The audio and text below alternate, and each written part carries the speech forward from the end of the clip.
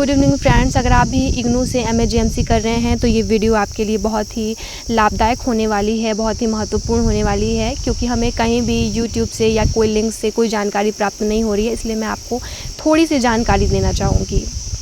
ठीक है, सबसे पहले मैं आपको अपने कोर्स के बारे में मैं बता रही हूँ। इस वीडियो में मैं आपको अपने कोर्स की जानकारी दे रही हूँ, क्योंकि कम से कम आपको ये तो पता चल जाए अच्छे से कि आप कोर्स कर रहे हैं उसका मतलब क्या होता है और ये क्या चीज़ है।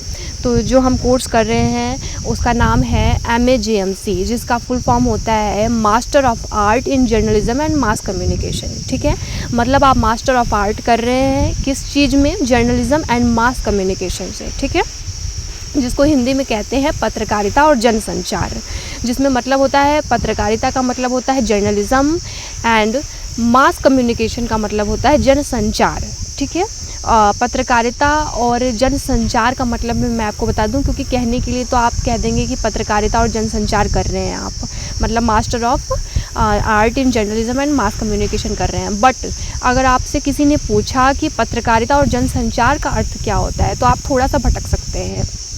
इसीलिए मैं सरल शब्दों में आपको बता रही हूँ कि खबरों को एकत्रित करना, उन्हें लिखना, उन्हें समझना और लोगों तक पहुँचाने को पत्रकारिता कहते हैं। और जनसंचार का अर्थ होता है, जन का मतलब होता है, आप इंग्लिश में कह लीजिए मास, और जन का मतलब होता है जनता, और संचार का मतलब होता है बातचीत को कहते हैं। शॉर्ट में मैं आपको बता रही हूँ, बातचीत को क्या कहते हैं? संचार कहते हैं।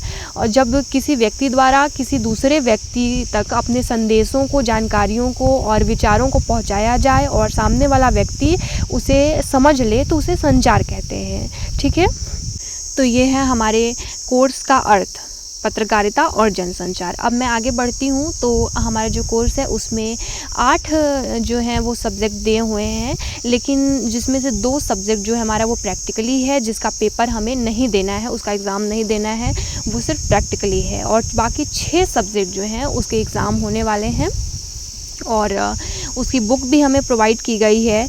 तो ये जो बुक आप देख रहे हैं सामने, ये उसकी पहली बुक है, MGM 20 आप इसे कह सकते हैं, इसका कोड है। और इसका नाम है पत्रकारिता और जनसंचार का परिचय। वो इसलिए है फ्रेंड्स क्योंकि जो हमारा कोर्स है उसका नाम है पत्रकारिता और जनसंचार, इसीलिए इस पहली बुक में दिया हुआ है कि आप सबसे पहले अपने कोर्स का परिचय कर लीजिए। तो इसका नाम है पत्रकारिता और जनसंचार का परिचय। ठीक है, और मैं इस वीडियो में आपको सिर्फ इसके सिलेबस के बारे में थोड़ा सा दिखाऊंगी।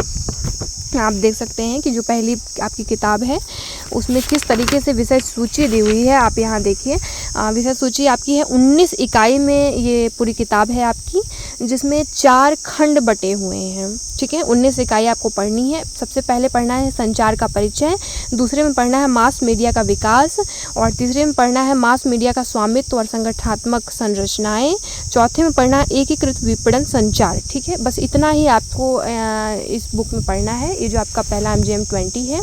तो इस वीडियो में फ़िलहाल इतना ही मैं आपको बता रही हूँ, और दूसरी वीडियो जो आएगी वो मैं आपको लेसन फर्स्ट से मैं आपको स्टार्ट करूँगी। बहुत ही शॉर्ट और नोट्स बना करके मैं आपको पढ़ाऊँगी, ज़्यादा नहीं, सिर्फ 4-5 मिनट के वीडियो में मैं आपका एक लेसन पूरा कंप्लीट कर दूँगी। जो भी इम्पोर्टेंट क्वेश्चन होंगे वो मैं आपको उसमें से बता दूँगी। फ़िलहाल इस वीडियो में बस इतना ही, और मैं दूसरी वीडियो में बना रही हूँ जिसमें मैं आपको इस पहले पार्ट को पढ़ाऊँगी। ठीक है, धन्यवाद, थैंक्स।